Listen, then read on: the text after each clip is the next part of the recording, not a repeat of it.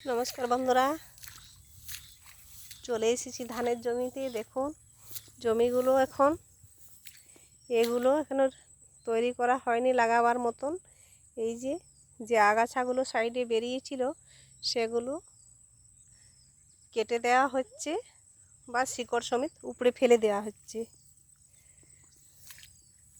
পরিষ্কার না থাকলে ইঁদুরে কেটে নেবে, আর ঠিকঠাকভাবে হবেও না। দেখি তাহলে চারাটা কী রকম হয়েছে একটু দেখে নিই। চারাটা এটা তো অনেক পরে ফেলানো হয়েছে, সুযোগে পাওয়া যায়নি, তার জন্য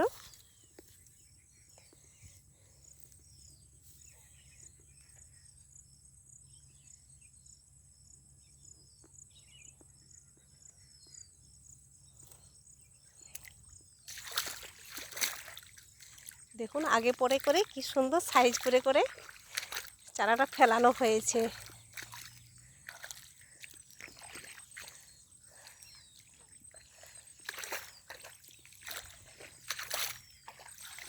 চারাটা কিন্তু দারুণ বেরিয়েছে, তো একটু ছোট্ট আছে।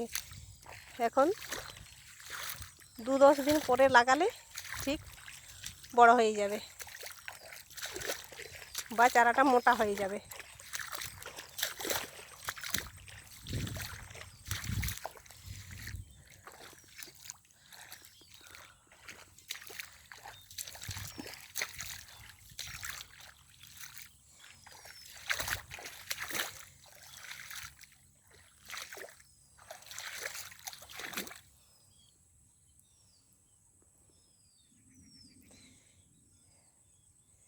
এটা অন্য চারা দেওয়া আছে, তার জন্য এটা পরে পরে বেরিয়েছে, জন্য ছোট্ট আছে।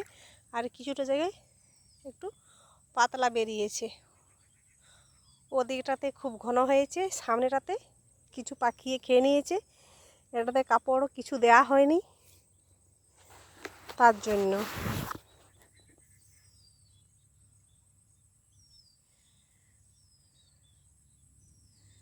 দেখুন বন্ধুরা, চারদিকে আমাদের পাহাড় পর্বত মিশে আছে, আর চারিদিকে ঝোপঝাড়।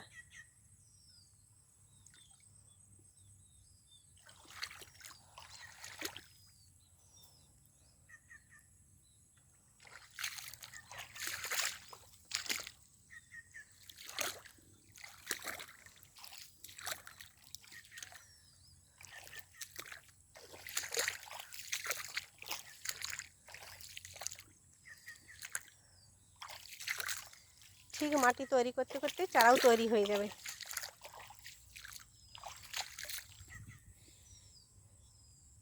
বন্ধুরা, আপনারা যদি জানেন তো কমেন্টে জানাবেন তো, কি দিলে তাড়াতাড়ি চারা মোটা বা শক্ত হবে। সার দিলে তো নরম হয়ে যাচ্ছে।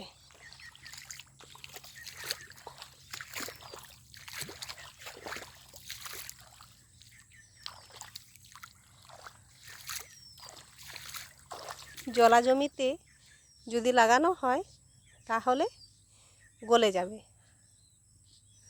তার জন্য একটু চারাটা শক্ত হতে দিতে হবে, তারপরে লাগানো হবে।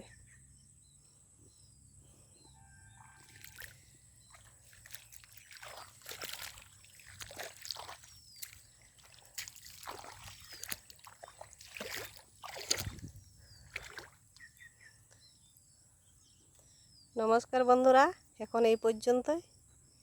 আপনারা সঙ্গে থাকবেন, সুস্থ থাকবেন, ভালো থাকবেন। নমস্কার।